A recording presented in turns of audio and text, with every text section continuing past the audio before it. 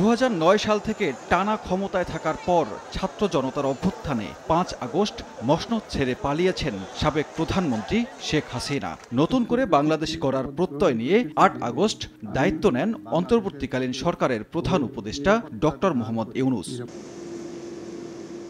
রোববার রাজধানীর একটি হোটেলে বিভিন্ন দেশের কূটনীতিক ও মিশন প্রধানদের সঙ্গে বৈঠক করেন doctor Yunus.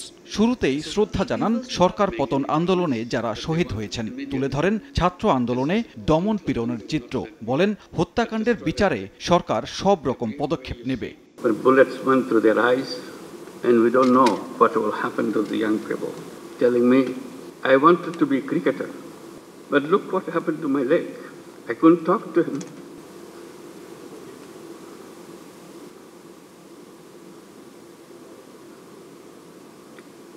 Many such young people, lovely young people.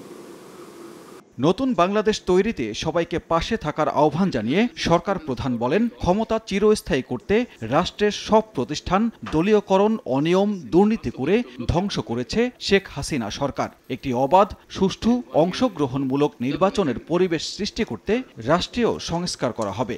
Sheikh Hasina dictatorship destroyed every institution of the country.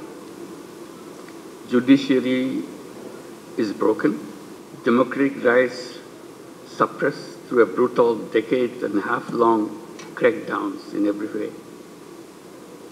Elections were rigged blatantly. বৈঠক শেষে বিস্তারিত তুলে ধরেন প্রেস সচিব শফিকুল আলম। বলেন, রোহিঙ্গাদের নিজ দেশে ফেরত পাঠাতেও সব দেশের সহযোগিতা চেয়েছেন প্রধান উপদেষ্টা ডক্টর ইউনূস। বাংলাদেশ গভর্নমেন্টের যত সাপোর্ট দরকার। সানবীর রূপল, সময় সংবাদ, ঢাকা।